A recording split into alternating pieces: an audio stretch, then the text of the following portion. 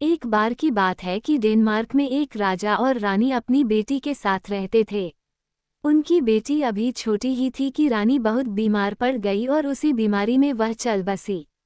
जब रानी को ये पता चला कि अब वो ज्यादा दिन जिंदा नहीं रहने वाली तो उसने राजा को बुलाया और उससे कहा, प्रिय, ताकि मैं शांति से मर सकूं इसके लिए तुम मुझसे एक वायदा करो कि मेरी बेटी जो कुछ भी मांगेगी अगर वह तुम उसको दे सकते होगे तो वह चीज़ उसको जरूर दोगे।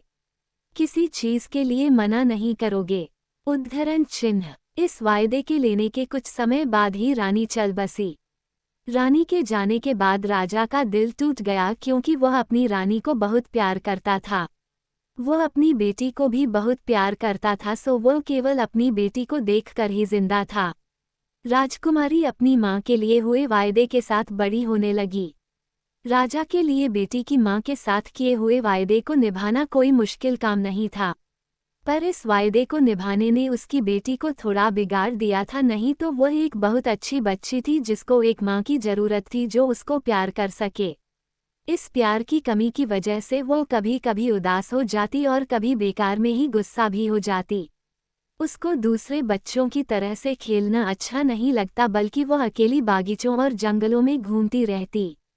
उसको फूलों और चिड़ियों से बहुत प्यार था और उसको कहानियां और कविताएं पढ़ने का भी बहुत शौक था। महल के पास ही एक काउंट की पत्नी रहती थी। काउंट तो मर गया था, पर उसके एक बेटी थी जो राजकुमारी से थोड़ी सी बड़ी थी। वह अब उसी के साथ रहती थी। काउंटेस की वह नौजवान बेटी कोई बहुत अच्छी लड़की नहीं थी। वह एक बहुत ही बेकार, स्वार्थी और बहुत ही पत्थर दिल लड़की थी।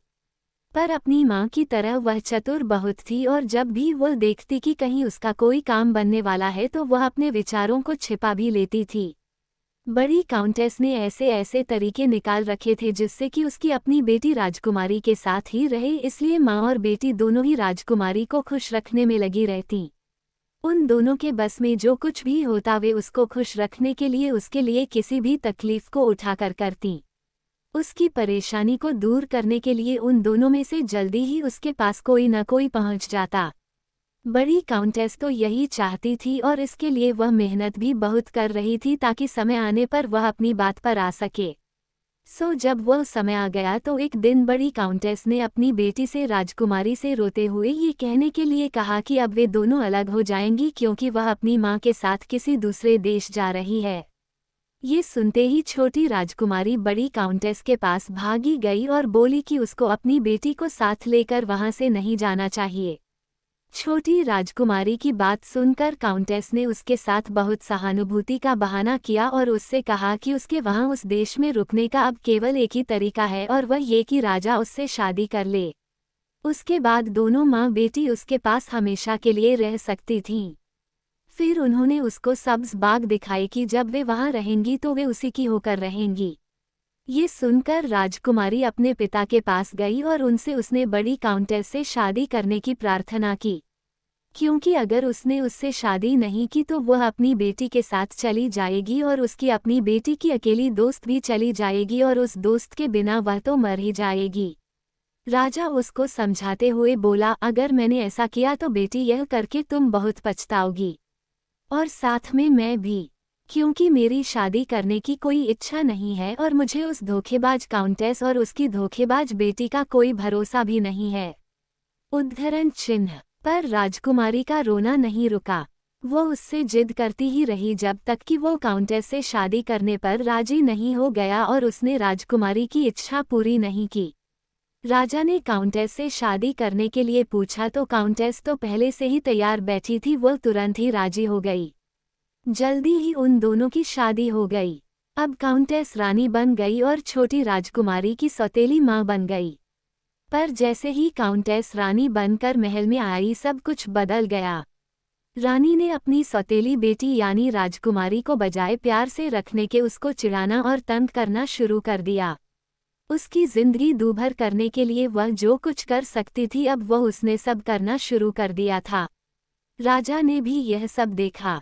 वह इस सब से बहुत दुखी हुआ क्योंकि वह अपनी बेटी को बहुत प्यार करता था। एक दिन उसने अपनी बेटी से कहा, ओ मेरी प्यारी बेटी, तुम्हारी जिंदगी तो बहुत ही खराब हो गई। तुम भी यह सोचकर पछताती तो होगी कि तुमने मुझसे क्या मांगा। देखो, जैसा मैंने तुमसे पहले कहा था वैसा ही हुआ, पर अब तो हम दोनों की बदकिस्मती से बहुत देर हो चुकी है।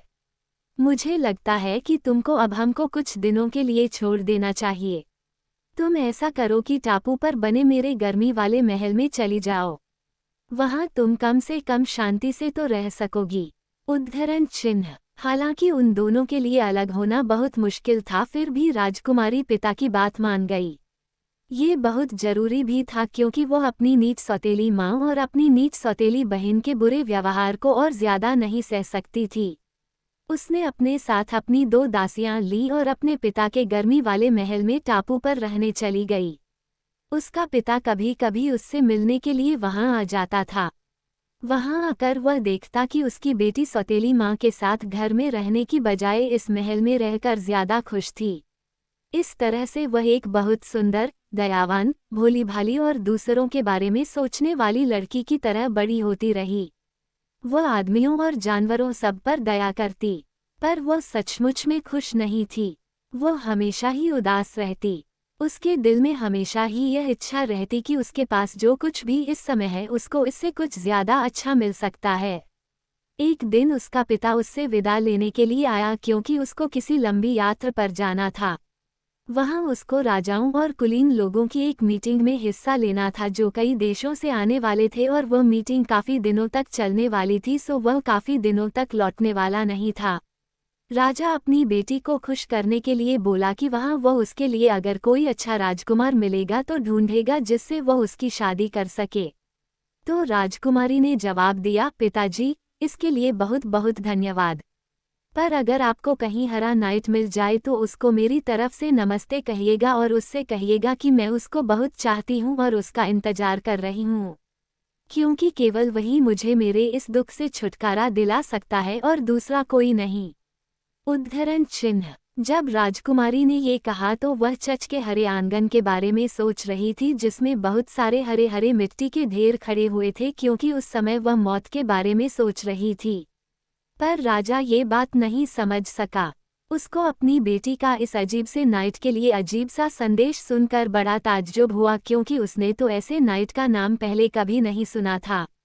पर क्योंकि वह अपनी बेटी की हर इच्छा पूरी करने का आदी था, इसलिए उसने अपनी बेटी से कहा कि अगर उसको हरा नाइट कहीं मिल गया तो वह उसका संदेश उसको जरूर दे देगा।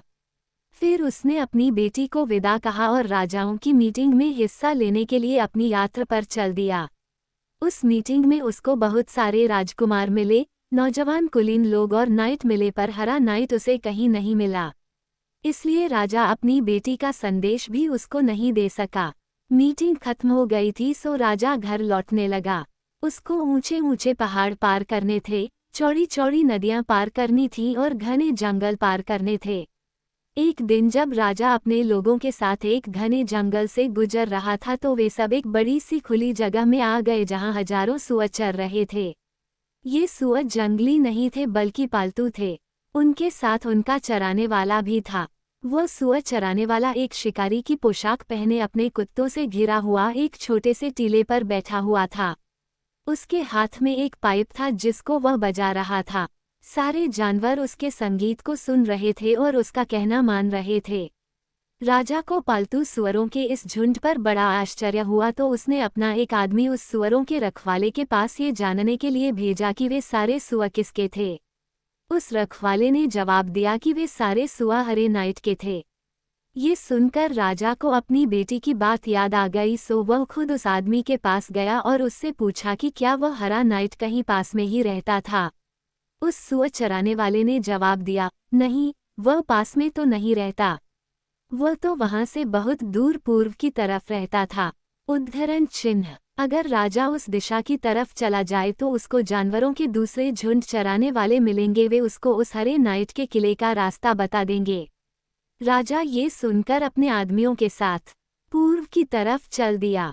वह उधर की तरफ जंगल में होकर 3 दिन तक चलता रहा। वह फिर से एक मैदान में आ निकला जिसके चारों तरफ जंगल ही जंगल था। वहां मूस और जंगली बैलों के बहुत बड़े बड़े झुंड चर रहे थे। यहाँ भी उन जानवरों को चराने वाला शिकारी की पोशाक पहने था और उसके साथ भी कुत्ते थे। राजा अपने घोड़े पर सवार उस रखवाले के पास गया और उससे पूछा कि वे जानवर किसके थे। उसने जवाब दिया कि वे हरे नाइट के थे जो पूर्व की तरफ और आगे की तरफ रहता था। राजा फिर से पूर्व की तरफ 3 दिनों तक चला और फिर से एक मैदान में निकल आया जहां उसको बहुत सारे नर और मादा बारहसिंगा चरते नजर आए। उनका रखवाला भी उनके साथ था। जब राजा ने उससे पूछा कि वे जानवर किसके हैं तो उसने भी यही कहा कि वे जानवर हरे नाइट के हैं। राजा ने पूछा कि हरे नाइट का किला कहाँ है तो उसने बताया कि वो वहां से पूर्व की तरफ ही 1 दिन की दूरी पर है। राजा वहां से हरे हरे जंगलों में से होकर जा रहे हरे हरे रास्तों पर फिर पूर्व की तरफ चला तो 1 दिन में ही एक बड़े से किले तक आ पहुंचा। वो किला भी हरा था क्योंकि वह सारा किला बहुत सारी बेलों से ढका हुआ था। जब राजा और उसके आदमी सब उस किले के पास तक पहुंचे तो उस किले में से बहुत सारे आदमी शिकारियों की हरे रंग की पोशाक पहने बाहर आए और उनको किले के अंदर ले गए। अंदर जाकर उन्होंने घोषणा की कि फलां फलां राज्य के राजा आए हैं और वो वहां के राजा से मिलना चाहते हैं। ये सुनकर उस किले का मालिक बाहर आया, एक लंबा सुंदर नौजवान हरे कपड़े पहने हुए। उसने अपने मेहमान का स्वागत किया और उसकी शाही तरीके से आवभगत की। राजा बोला, आप बहुत दूर रहते हैं और आपका राज्य भी बहुत बड़ा है। मुझको अपनी बेटी की इच्छा पूरी करने के लिए बहुत दूर तक चलना पड़ा। जब मैं राजाओं की मीटिंग में हिस्सा लेने के लिए चला था तो मेरी बेटी ने मुझसे कहा था कि मैं उसकी तरफ से हरे नाइट को नमस्ते करूं। और यह भी कहा था कि मैं उसको कहूं कि वो उसको कितना चाहती है और वो उसका इंतजार कर रही है क्योंकि केवल वही एक उसको उसके दुखों से छुटकारा दिला सकता है। मैं अपनी बेटी का यह एक बहुत ही अजीब सा काम लेकर चला था क्योंकि मुझे तो ये काम कम से कम अजीब सा ही लगा, पर मेरी बेटी जानती है कि वो क्या कह रही थी। इसके अलावा जब उसकी माँ मर रही थी तब मैंने उसकी माँ से यह वायदा किया था कि मैं उसकी बेटी की हर इच्छा पूरी करूँगा। इसलिए भी मैं अपनी रानी से किया गया अपना वायदा निभाने के लिए और उसका संदेश देने के लिए यहाँ आया हूँ। उद्धरण चिन्ह। ये सुनकर हरा नाइट बोला, आपकी बेटी ने जब आपसे ये सब कहा तब वो बहुत दुखी थी और यह मैं निश्चित रूप से कह सकता हूँ कि जिस समय उसने आपको ये संदेश दिया वह मेरे बारे में नहीं सोच रही थी, क्योंकि मेरे बारे में तो वह सोच ही नहीं सकती थी। शायद वह चर्च के आंगन में जो मिट्टी के हरे ढेर बने रहते हैं उनके बारे में सोच रही थी जहां वह खुद अकेले आराम करना चाहती थी। पर शायद मैं उसको उसके दुख को कम करने के लिए उसके लिए आपको कुछ दे सकता हूँ। आप ये छोटी सी किताब ले जाइए और जाकर राजकुमारी को दे दीजिएगा और उससे कहिएगा कि जब भी वह दुखी हो या उसका दिल भारी हो तो वह अपनी पूर्व की तरफ की खिड़की खोले और यह किताब पढ़े। मुझे यकीन है कि इस किताब को पढ़कर उसका दिल जरूर खुश होगा।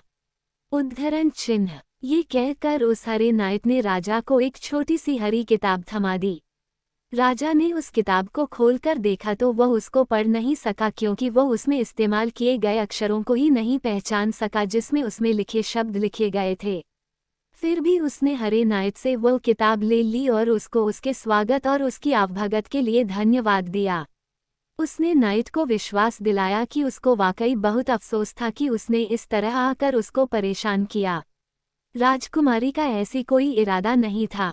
उद्धरण चिन्ह। हरे नाइट ने राजा से किले में रात भर ठहरने के लिए प्रार्थना की कि वह सुबह होते ही अपने राज्य चला जाए। असल में तो वह राजा को और ज्यादा समय के लिए भी रखना चाहता था, पर राजा ने उससे कहा कि वह और ज्यादा नहीं रुक सकता था क्योंकि अगले दिन तो उसको जाना ही था। अगले दिन सुबह राजा ने अपने मेजबान को विदा कहा और उसी रास्ते से वापस चल दिया जिससे वह आया था। वह वहां तक आ गया जहां उसने सबसे पहले सुअर देखे था, फिर वहां से वह सीधे अपने घर आ गया। घर आकर सबसे पहले वह उस टापू पर गया जिस पर उसकी बेटी रहती थी। वह वहां गया और जाकर राजकुमारी को वो हरी किताब दी। जब राजा ने राजकुमारी को हरे नाइट के बारे में बताया और उसकी नमस्ते और हरी किताब दी तो उसका मुंह तो आश्चर्य से खुला का खुला रह गया क्योंकि उसने तो कभी यह सोचा ही नहीं था कि हरा नाइट नाम का कोई आदमी भी होगा, और आदमी होना तो दूर वह इस धरती पर भी कहीं होगा। उसी शाम जब उसके पिता चले गए तो उसने पूर्व की तरफ की खिड़की खोली और वो किताब पढ़नी शुरू की। हालांकि वह किताब उसकी अपनी भाषा में नहीं लिखी थी। उस किताब में बहुत सारी कविताएं थीं और उनकी भाषा बहुत सुंदर थी। सबसे पहले जो उसने पढ़ा वह ये था, समुद्र पर हवा चल निकली है। वो खेतों पर और मैदानों पर बहती है। और जब धरती पर शांत रात छाती है, नाइट के साथ कौन उसका विश्वास बांधेगा। जब वह इस पहली कविता की पहली लाइन पढ़ रही थी तो उसको साफ साफ लगा कि समुद्र पर हवा चलने लगी थी। जब उसने उस कविता की दूसरी लाइन पढ़ी तो उसने पेड़ों की पत्तियों के हिलने की आवाज़ सुनी। जब उसने उस कविता की तीसरी लाइन पढ़ी तो उसकी जो दासियां थीं और जो भी किले के आसपास थे सब गहरी नींद में सो गए। और जब उसने कविता की चौथी लाइन पढ़ी तो वो हरा नाइट खुद चिड़िया का रूप रखकर खिड़की में से अंदर आ गया। अंदर आकर वह आदमी के रूप में आ गया और राजकुमारी को बहुत ही नम्रता से नमस्ते की। उसने राजकुमारी से कहा कि वह डरे नहीं। उसने उससे ये भी कहा कि वो वही हरा नाइट था जिसके पास उसके पिता मिलने के लिए आए थे और जिसकी दी हुई किताब वह पढ़ रही थी। उस कविता को पढ़कर उसने उसको खुद ही वहां बुलाया था। वह उससे बेहिचक बात कर सकती थी। उससे बात करने से उसका दुख कुछ कम होगा। ये सुनकर राजकुमारी को हरे नाइट के ऊपर कुछ विश्वास पैदा हुआ तो उसने उस हरे नाइट से अपने मन की सब बातें कह दी। उधर उस हरे नाइट ने भी उसके साथ इतनी सहानुभूति और प्यार से बातें की कि वह उसकी बातें सुनकर बहुत खुश हो गई। इससे पहले वह इतनी खुश कभी नहीं थी। बाद में हरा नाइट बोला कि जब भी वो किताब खोलेगी और वो पहली कविता पढ़ेगी तो वैसा ही होगा जैसा कि आज शाम को हुआ है। राजकुमारी के सिवा टापू पर सारे लोग सो जाएंगे और वो वहां तुरंत ही आ जाएगा, जबकि वह वहां से बहुत दूर रहता था। राजकुमार ने कहा कि अगर वो उससे वाकई मिलना चाहेगी वो उसके पास खुशी से आएगा। अब वो उस किताब को बंद करके रख दे और जाकर आराम करे। उसी समय राजकुमारी ने किताब बंद कर दी। किताब बंद करते ही वो हरा नाइट भी वहां से गायब हो गया और टापू वाले सारे लोग जो सो गए थे वे सभी जाग गए। फिर राजकुमारी भी सोने चली गई। रात को सपने में भी वो हरे नाइट को ही देखती रही और जो कुछ उसने उससे कहा था वही उसके सपने में भी आता रहा। जब वह सुबह को उठी तो उसका दिल बहुत हल्का था और वह बहुत खुश थी। इतनी खुश वह पहले कभी नहीं हुई थी। अब वह पहले से ज्यादा तंदुरुस्त रहने लगी थी। उसके गालों का रंग गुलाबी हो गया था और अब वह बात बात पर हंसती और मजाक करती थी। उसमें ये बदलाव देखकर उसके आसपास के लोगों को बहुत आश्चर्य हुआ कि राजकुमारी को यह क्या हो गया है। राजा ने कहा कि शाम की हवा और उस छोटी सी हरी किताब ने उसकी जिंदगी में ये बदलाव ला दिया है। राजकुमारी ने कहा कि वह ठीक कह रहा है, पर यह बात कोई नहीं जानता था कि हर शाम राजकुमारी वह छोटी हरी किताब पढ़ती और हर शाम वह हरा नाइट उसके पास आता और फिर वे दोनों बहुत देर तक बातें करते रहते और यही उसकी खुशी का भेद था। तीसरे दिन हरे नाइट ने उसको एक सोने की अंगूठी दी और उन दोनों ने अपनी शादी पक्की कर ली, पर 3 महीने से पहले वह उसका हाथ मांगने के लिए उसके पिता के पास नहीं जा सका। उसके बाद ही वह अपनी प्रिय पत्नी को अपने घर ले जा सकता था। इस बीच राजकुमारी की सौतेली माँ को पता चला कि राजकुमारी की तंदुरुस्ती तो बहुत अच्छी हो रही है और वो बहुत सुंदर भी होती जा रही है। वह पहले से कहीं ज्यादा खुश है। रानी को इस बात पर बड़ा आश्चर्य हुआ और वह उदास हो गई, क्योंकि वह तो हमेशा से ही यह उम्मीद करती थी कि वह धीरे धीरे दुबली हो जाएगी और फिर मर जाएगी। उसके बाद उसकी अपनी बेटी राजकुमारी बन जाएगी और राज्य की वारिस बन जाएगी।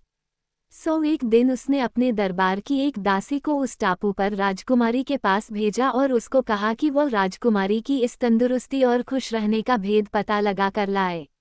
अगले दिन वह दासी लौट आई और उसने आकर रानी को बताया कि यह सब इसलिए हो रहा था कि राजकुमारी रोज शाम को अपनी खिड़की खोलकर बैठ जाती थी और एक किताब पढ़ती थी जो उसको किसी अजीब से राजकुमार ने दी थी। फिर शाम की हवा ने उसको गहरी नींद में सुला दिया और यह हर शाम उसके दरबार की सब स्त्रियों के साथ होता था कि वे सब शाम को इसी तरीके से सो जाती थीं। उन्होंने उससे ये शिकायत भी की कि यह सब हालात उनको बीमार बना रहे थे, जबकि वही हालात राजकुमारी की हालत अच्छी कर रहे थे। अगले दिन रानी ने अपनी बेटी को राजकुमारी के ऊपर जासूसी करने के लिए भेजा और उसको कहा कि वो उसकी सारी हरकतों पर नज़र रखे और आकर उसे बताए। उसने ये भी कहा कि इस खिड़की में ही शायद कोई भेद छिपा है, शायद कोई आदमी इसमें से आता है, उस खिड़की पर ध्यान रखना। उद्धरण चिन्ह। उसकी बेटी भी अगले दिन लौट आई, पर वह भी रानी को उससे ज्यादा कुछ नहीं बता सकी जो उसकी दासी ने उसको बताया था, क्योंकि जैसे ही राजकुमारी ने अपनी खिड़की खोली और अपनी वह छोटी किताब पढ़नी शुरू की तो वह सो गई। ये सुनकर तीसरे दिन रानी खुद उससे मिलने के लिए गई। वह राजकुमारी से बहुत ही मीठा व्यवहार कर रही थी। उसने उसको दिखाया कि वह उसकी तंदुरुस्ती अच्छी देखकर कितनी खुश थी। रानी ने उससे उतने सवाल पूछे जितने वो उससे पूछने की हिम्मत कर सकती थी, पर वह भी जितना उसको मालूम था उससे ज्यादा और कुछ मालूम नहीं कर सकी। उसके बाद वह उसकी पूर्व की खिड़की के पास गई जहां वह राजकुमारी हर शाम बैठती थी और अपनी किताब पढ़ती थी। उस खिड़की की अच्छी तरह से जांच की, पर वहां भी उसको कोई ऐसी खास चीज नहीं मिली जिससे उसकी गुत्थी कुछ सुलझती। वो खिड़की जमीन से काफी ऊपर थी और उसके आसपास बहुत सारी बेलें लगी हुई थी जिससे उस पर किसी भी आदमी का चढ़ना नामुमकिन था।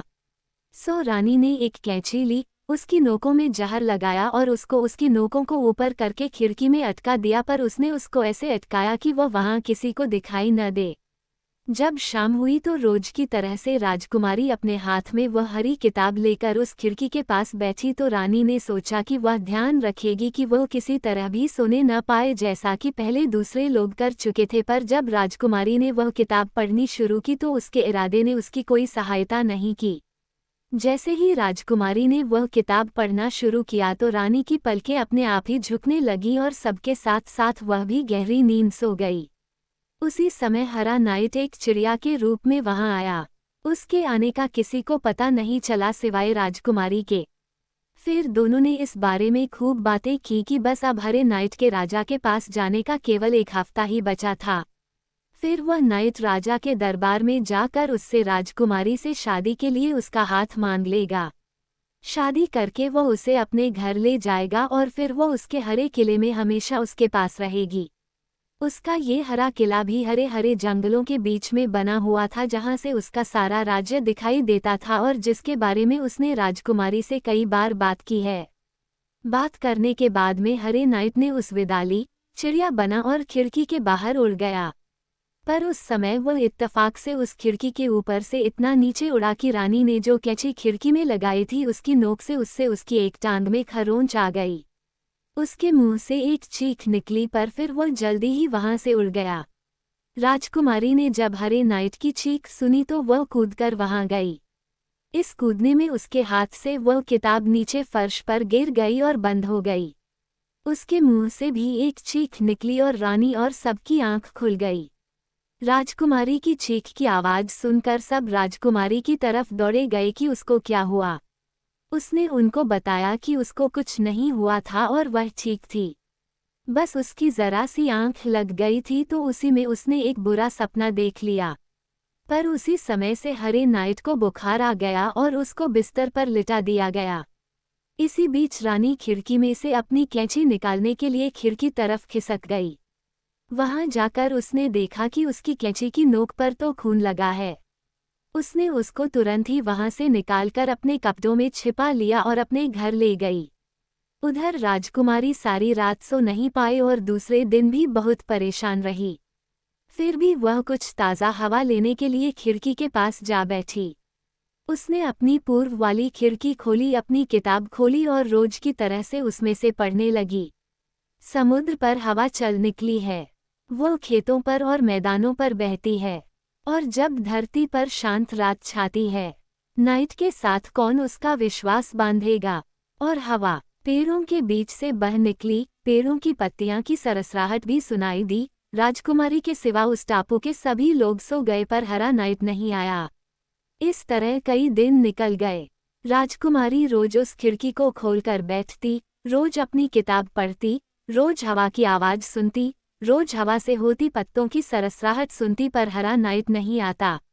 उसके लाल गाल फिर से पीले पड़ने लगे और उसका दिल फिर से दुखी और नाखुश हो गया। वो फिर से दुबली होने लगी। उसके पिता को ये देखकर बहुत चिंता हो गई कि उसकी हंसती खेलती बेटी को क्या हो गया, पर उसकी सौतेली माँ को इस बात से बहुत खुशी हुई। एक दिन राजकुमारी अपने टापू के किले के बागीचे में उदास घूम रही थी। घूमते घूमते वह थक गई, सो थककर वह एक बहुत ऊंचे पेड़ के नीचे पड़ी बेंच पर बैठ गई। वहां वह बैठी बैठी बहुत देर तक अपने उदास विचारों में खोई रही कि वहां दो रेवन आए और उसके सिर के ऊपर की एक शाख पर आकर बैठ गए और आपस में बात करने लगे। एक बोला, ये कितने दुख की बात है कि हमारी राजकुमारी अपने प्रेमी के दुख में जान देने को भी तैयार है। उद्धरण चिन्ह। दूसरा रेवन बोला, और जबकि केवल वही उसका वह घाव ठीक कर सकती है जो हरे नाइट को रानी की जहरीली कैंची से हुआ है। उद्धरण चिन्ह। पहले रेवन ने पूछा, वह कैसे? दूसरे रेवन ने जवाब दिया, एक सी चीजें एक दूसरे को ठीक करती हैं। राजकुमारी के पिता राजा के आंगन में उसकी घुड़साल के पश्चिम की तरफ एक पत्थर के नीचे एक छेद में एक जहरीली सांपिन अपने 9 बच्चों के साथ रहती है। अगर राजकुमारी को उसके ये 9 बच्चे मिल जाए तो वह उनको पका ले और उसके 3 बच्चे रोज राजकुमार को खिलाए तो वह ठीक हो जाएगा, नहीं तो उसका कोई और इलाज नहीं है। उद्धरण चिन्ह। इतना कहकर वे वहां से उड़ गए। जैसे ही रात हुई तो राजकुमारी अपने किले से छिपकर निकल ली और समुद्र के किनारे जा पहुंची। वहां उसको एक नाव मिल गई। उस नाव को खेकर वह अपने पिता के महल जा पहुंची। वहां वह सीधी महल के आंगन में पत्थर के पास पहुंची। वो पत्थर बहुत भारी था, फिर भी उसने उसको हटाया। वहां उसको 9 सांप के बच्चे मिल गए। उसने उन बच्चों को अपने एप्रन में बांध लिया और उसी रास्ते पर चल दी जो उसके पिता ने जब वह राजाओं की मीटिंग में गया था लिया था। वह महीनों तक पैदल चलती हुई ऊंचे पहाड़ों पर और घने जंगलों में होती हुई वहीं आ गई जहां उसके पिता को सुअरों को झुंड मिला था। उसने राजकुमारी को जंगलों में से होकर उस तरफ जाने के लिए इशारा कर दिया जिधर दूसरा चराने वाला था। दूसरे चराने वाले के पास पहुंचने पर उस दूसरे चराने वाले ने उसको तीसरे चराने वाले के पास भेज दिया। आखिर वह हरे नाइट के महल तक आ पहुंची। वहां हरा नाइट जहर से बीमार और बुखार में पड़ा हुआ था। वह इतना बीमार था कि वह किसी को पहचान भी नहीं रहा था। उसको उस घाव की वजह से इतना दर्द था कि वो बिस्तर में भी बहुत बेचैन था। दुनिया के कोने कोने से डॉक्टर बुलाए गए थे पर किसी भी डॉक्टर का कोई इलाज उसको जरा सा भी आराम नहीं दे पाया था। राजकुमारी हरे नाइट के रसोई घर में गई और वहां रसोइये से पूछा अगर वो उसको शाही रसोई में कुछ काम दे सकता। वो बर्तन धो सकती थी या फिर कुछ और जो काम भी वह उसको देना चाहता हो, बस उसको रहने की जगह चाहिए थी। रसोइये ने उसको वहां रहने की इजाज़त दे दी। क्योंकि वह बहुत साफ रहती थी, काम बहुत जल्दी करती थी और कोई भी काम करने के लिए तैयार रहती थी, रसोइये को वह राजकुमारी बहुत अच्छी लगी। उसने उसको वहां का काम करने में उसको काफ़ी आज़ादी दे दी। रसोइये का ये विश्वास जीतने के बाद राजकुमारी ने रसोइये से कहा, आज मुझे राजा के लिए सूप तैयार करने दो। मुझे अच्छी तरह से मालूम है कि उनके लिए सूप कैसे तैयार करना है। मैं उस सूप को अकेले ही तैयार करना चाहती हूँ, कोई भी मेरे बर्तन में झांके नहीं। उद्धरण चिन्ह। रसोइया मान गया सो उसने नाइट के लिए उन 9 सांपों के बच्चों में से 3 सांप के बच्चों का सूप बना दिया। वो उस सूप को लेकर हरे नाइट के पास ले गई और वह सूप उसको पिला दिया। सूप पीकर उसका बुखार इतना उतर गया कि वह अब अपने होश में आ गया, अपने चारों तरफ के सब लोगों को पहचानने लगा और ठीक से बातें करने लगा। उसने अपने रसोइये को बुलाया और उससे पूछा, ये सूप क्या तुमने पकाया था जिसने मुझे इतना फ़ायदा किया? रसोइये ने जवाब दिया, जी हाँ मैंने ही बनाया था क्योंकि कोई और दूसरा तो आपके लिए सूप बना ही नहीं सकता था। तब हरे नाइट ने उसको अगले दिन वैसा ही सूप और बनाने के लिए कहा। अब रसोइये की बारी थी राजकुमारी के पास जाने की और उससे कहने की कि वो नाइट के लिए कल जैसा ही सूप बना दे। उसने उस दिन भी 3 सांप के बच्चे लिए, उनका सूप बनाया और उनका सूप बनाकर हरे नाइट के पास ले गई और उसको पिलाया। अब की बार उस सूप को पीकर हरे नाइट को इतना अच्छा लगा कि वो बिस्तर से उठकर खड़ा हो गया। ये देखकर तो डॉक्टर लोग हैरान रह गए। वे समझ ही नहीं सके कि यह सब कैसे हो गया, पर उनको यकीन था कि अब तक वे जो दवाएं हरे नाइट को दे रहे थे वे सब उस पर अब असर कर रही थीं। तीसरे दिन रसोईघर की नौकरानी को फिर से वह सूप तैयार करना पड़ा। इस सूप में उसने वे आखिरी 3 सांप के बच्चे डाल दिए और वह सूप फिर हरे नाइट के पास लेकर गई। उस सूप को पीने के बाद तो हरा नाइट बिल्कुल ही ठीक हो गया। वह कूदा और रसोई घर में रसोइये को खुद धन्यवाद देने के लिए गया, क्योंकि वही तो उसका असली डॉक्टर था जिसने उसको ठीक किया था। अब हुआ क्या कि जैसे ही वह रसोई घर में पहुंचा तो वहां तो एक नौकरानी के अलावा और कोई था ही नहीं, और वह नौकरानी भी उस समय बर्तन पोंछ रही थी।